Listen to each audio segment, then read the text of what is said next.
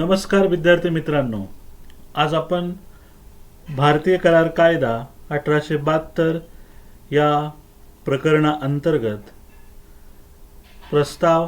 प्रस्तावासाठी कायदेशीर नियम किंवा अटी समजून घेणार आहोत। या अगोदर आपण आपल्या व्यवसाय नियामक कायदे या सक्तीच्या विषयाअंतर्गत करार म्हणजे काय, करारासाठी आवश्यक असणारे घटक, कराराचे प्रकार समजून घेतलेले आहे। आजच्या लेक्चरमध्ये आपण प्रस्ताव आणि प्रस्तावासाठी आवश्यक असणारे कायदेशीर नियम किंवा अटी समजून घेणार आहोत। मी डॉक्टर दीपक विश्वनाथ डोकळे, सहाय्यक प्राध्यापक, वाणिज्य विभाग, केडीचे महाविद्यालय, नाशिक। चला तर मग समजून घेऊया प्रस्ताव। प्रस्ताव कोणत्याही प्रसंगी जेव्हा करार करावायचा असतो तेव्हा एका व्यक्तीने दुसऱ्या व्यक्तीकडे प्रस्ताव मांडावायचा असतो। असा प्रस्ताव मांडणे म्हणजे एका व्यक्तीने दुसऱ्या व्यक्तीजवळ एखादे कार्य करण्यासंबंधी किंवा न करण्यासंबंधी इच्छा प्रकट करणे होय।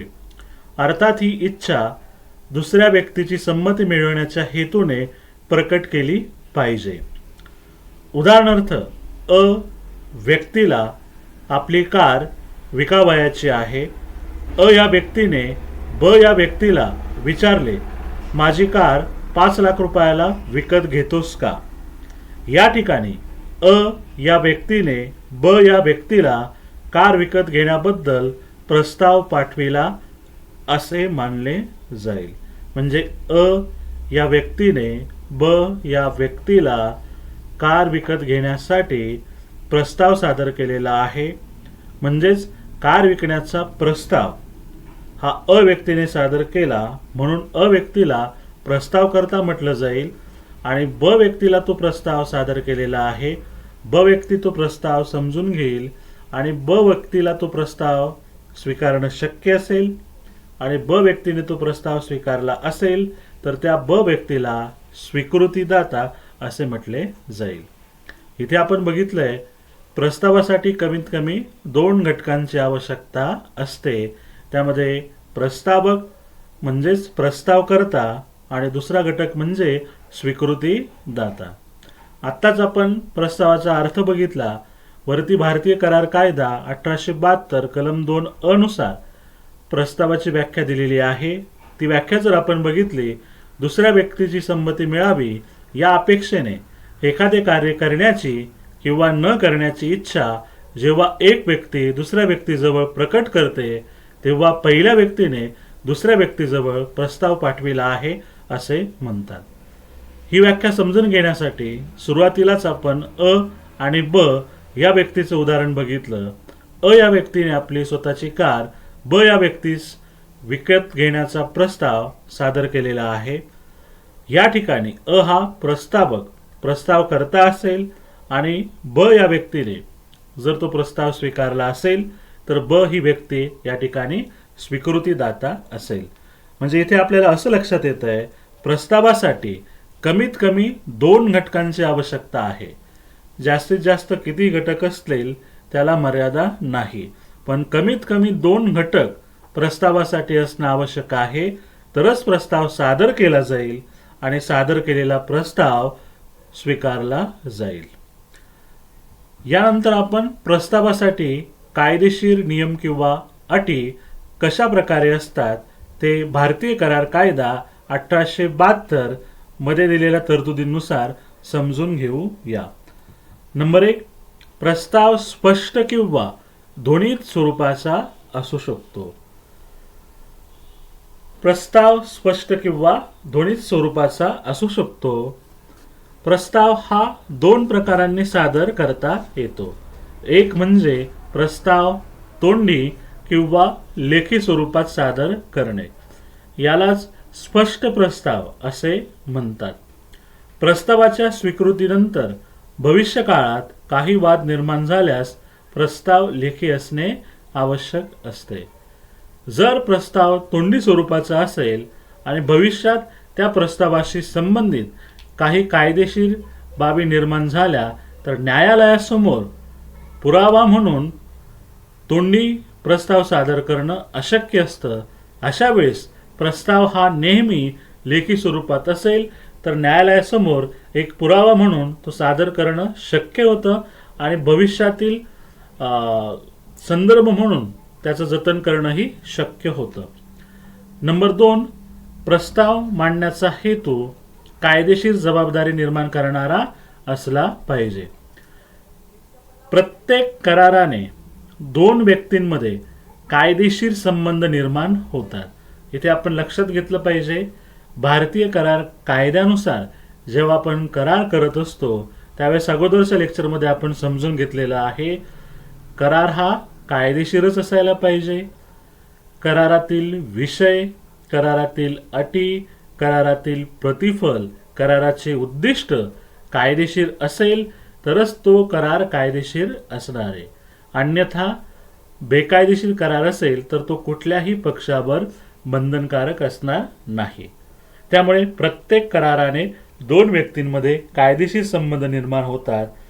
त्यामुळे जर एका व्यक्तीने आपला करार पूर्ण केला नाही तर अशा व्यक्तीविरुद्ध कोर्टात दावा दाखल करून नुकसान भरपाई वसूल करण्याचा हेतू दुसऱ्या व्यक्तीचा असला पाहिजे.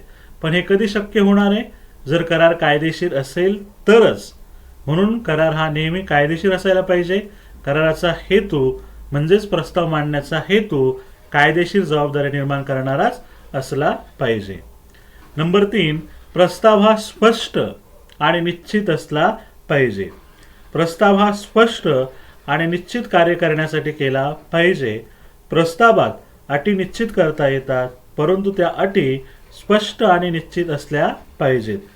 अनिश्चितता किंवा अस्पष्ट स्वरूपाचा प्रस्ताव कायदेशीर प्रस्ताव ठरत नाही. म्हणजे प्रस्ताव सादर करताना प्रस्तावामध्ये संदिग्धता असेल, स्पष्टता नसेल, निश्चितता नसेल तर प्रस्तावक म्हणून आणि स्वीकृतीदाता म्हणून त्या दोन्ही घटकांना आपापले कर्तव्य, अधिकार, जबाबदारी समजून घेणं अशक्य ठरणार आहे. कायदेशीर हेतू न समजल्यामुळे, कायदेशीर जबाबदारी न लक्षात आल्यामुळे त्या ठिकाणी करार पूर्ण करणं अशक्य होऊ शकतं. म्हणून इथे तिसरी महत्त्वाची अट किंवा तिसरा महत्त्वाचा नियम आहे, प्रस्ताव हा स्पष्ट आणि निश्चित असला पाहिजे. नंबर 4, प्रस्तावासाठी निमंत्रण म्हणजे प्रस्ताव नव्हे.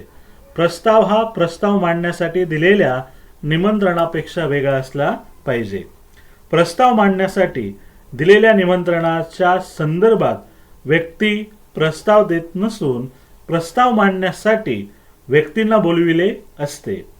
अशी निमंत्रणे कायद्याच्या दृष्टीने प्रस्ताव नसतात. लक्षात आलंय का? नाहीतर आपण उदाहरण बघूया. उदाहरण अ, लिलावाने विक्री संदर्भात जाहिराती. लिलावाने विक्री संदर्भात जी प्रस्तावाची जाहिरात दिली जाते त्याला प्रस्ताव म्हटलं जाणार नाही. तर लिलावासाठी तुम्ही प्रस्ताव स्वीकारायला यावं यासाठी ती जाहिरात दिलेली आहे हे आपण समजून घेतलं पाहिजे. त्याच पद्धतीने कोटेशन असेल, किमतीचा कॅटलॉग असेल, छापील किमती असलेला माल असेल तर तो प्रस्ताव नसतो. प्रस्तावाची ती एक जाहिरात असते. प्रस्तावाचा तो एक प्रस्तावासाठी दिलेलं एक ते निमंत्रण असतं. हे आपण या ठिकाणी लक्षात घेतलं पाहिजे. नंबर 5, प्रस्ताव विशिष्ट किंवा साधारण असू शकतो. विशिष्ट किंवा साधारण म्हणजे यामध्ये जेव्हा प्रस्ताव एखाद्या व्यक्तीला किंवा विशिष्ट व्यक्ती समूहाला पाठविण्यात येतो तेव्हा त्या प्रस्तावात विशिष्ट प्रस्ताव असे म्हणतात. लक्षात येतंय का? चला तर मग उदाहरण बघूया. उदाहरणार्थ, जेव्हा आपणास एखादे पुस्तक किंवा वस्तू विकत घ्यावयाची असेल तेव्हा आपण विक्रेत्याला म्हणजे एका व्यक्तीस प्रस्ताव करीत असतो. तो विशिष्ट प्रस्ताव होय. आलं लक्षात? या उलट ज्यावेळी एखादा प्रस्ताव सर्वसामान्य जनतेला उद्देशून केला जातो त्यावेळी त्या प्रस्तावाला साधारण किंवा सामान्य प्रस्ताव असे म्हणतात. असा प्रस्ताव कोणालाही स्वीकारता येतो.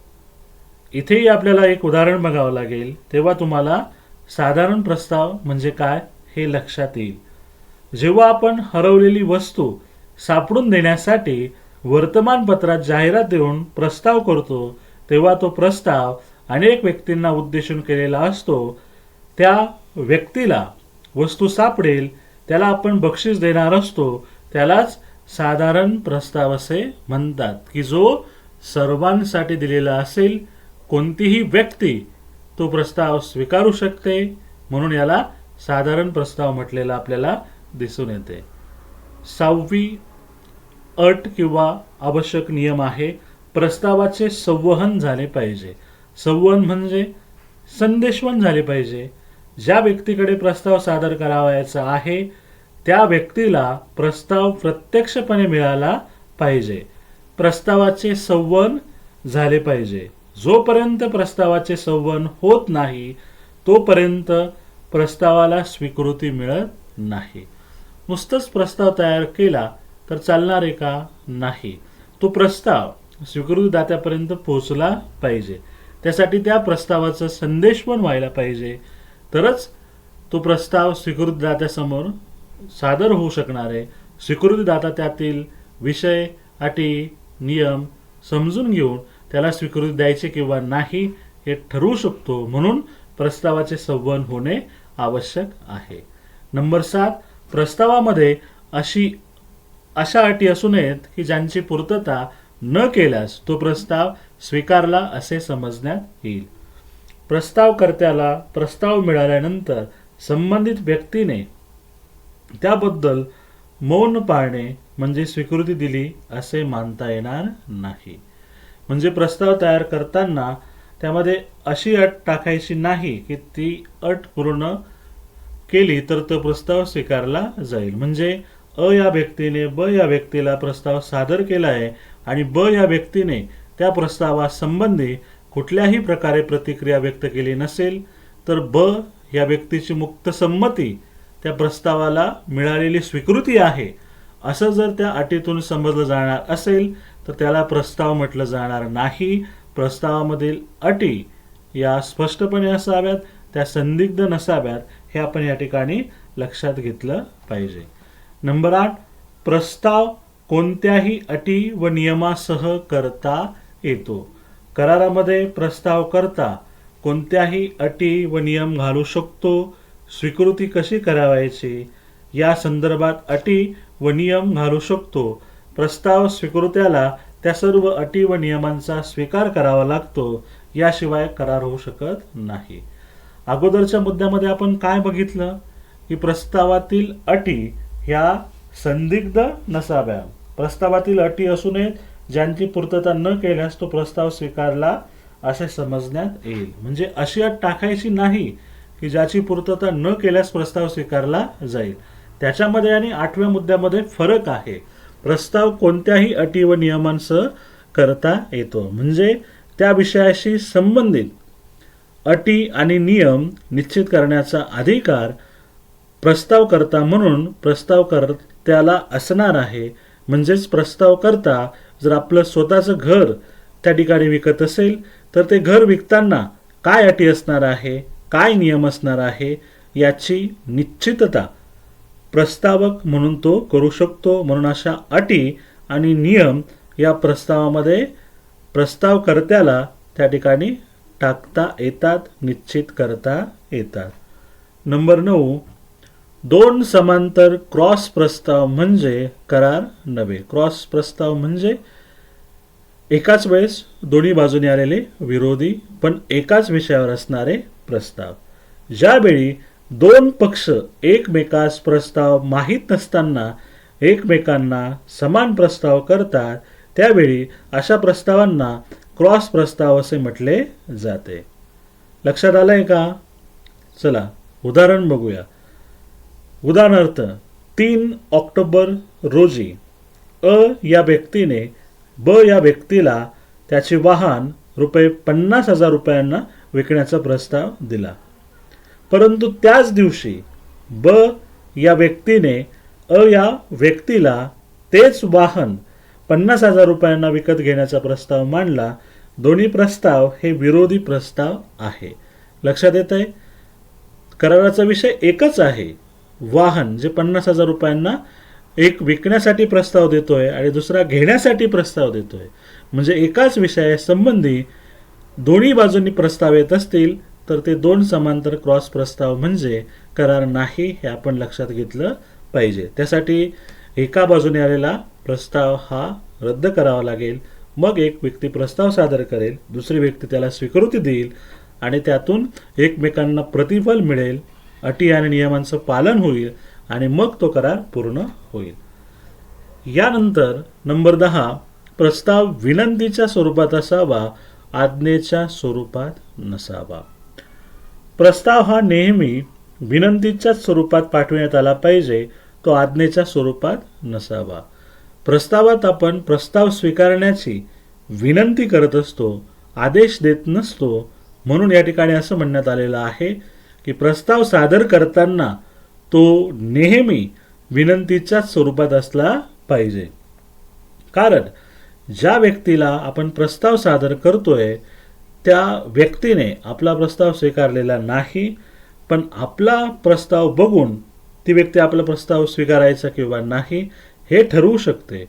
म्हणून प्रस्तावकर्त्याने प्रस्ताव सादर करताना नेहमी विनंतीच्याच स्वरूपात तो सादर केला पाहिजे, आज्ञेच्या स्वरूपात सादर करता कामा नये.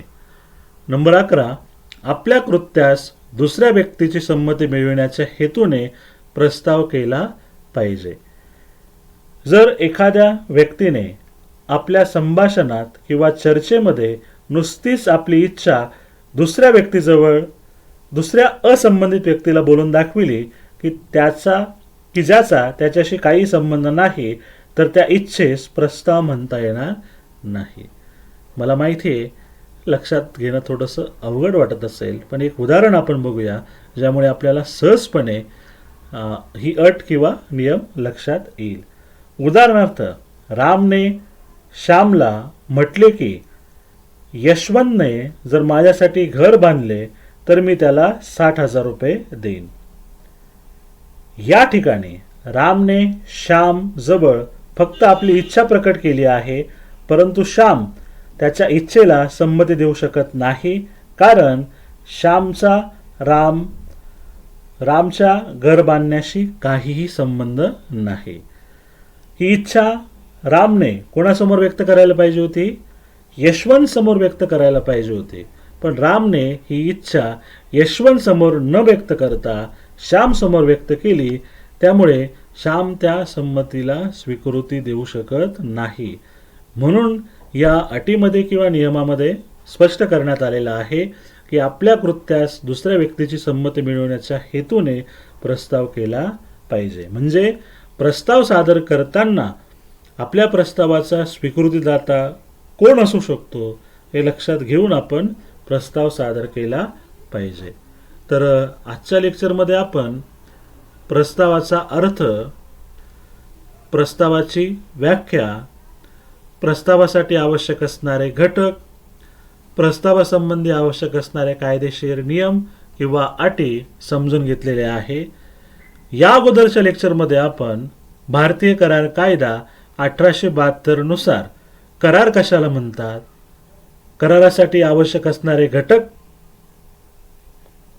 कोणकोणते असतात हे समजून घेतलं आणि कराराचे प्रकार कोणते असतात ते समजून घेतल्यानंतर आजच्या लेक्चरमध्ये आपण प्रस्तावाचा अर्थ, प्रस्तावाची व्याख्या, कायदेशीर प्रस्तावासंबंधी आवश्यक असणारे नियम किंवा अटी समजून घेतलेले आहे. यानंतरच्या लेक्चरमध्ये आपण स्वीकृती कशाला म्हणतात हे समजून घेणार आहोत. स्वीकृतीचा अर्थ, स्वीकृतीची व्याख्या, स्वीकृतीसाठी आवश्यक असणारे घटक यानंतरच्या लेक्चरमध्ये आपण समजून घेणार आहोत. तर मग भेटूया पुढच्या लेक्चरमध्ये.